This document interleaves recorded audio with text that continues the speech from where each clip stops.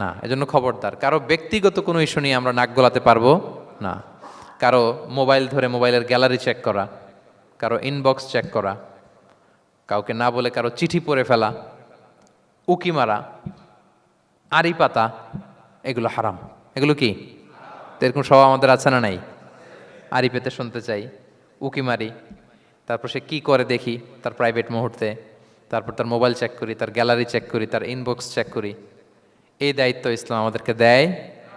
এমনকি ইসলামী রাষ্ট্রও যদি হয়, ইসলামী রাষ্ট্রের জন্য এটা দায়িত্ব না যে প্রত্যেকে ব্যক্তিগত তার বেডরুমে তার প্রাইভেট লাইফে কি করে এটা দেখা, ইটস নট হিজ বিজনেস। ইসলামী রাষ্ট্র মানুষকে ন্যায়, কল্যাণের পথ, সুন্দর জীবন পরিচালনার জন্য উৎসাহিত করবে, কিন্তু প্রত্যেকে প্রাইভেট লাইফে কি করে ওইটা সিসি ক্যামেরা লাগিয়ে দেখা, এটা কারো দায়িত্বের মধ্যে পড়ে না। এটা একেবারে নিষেধ।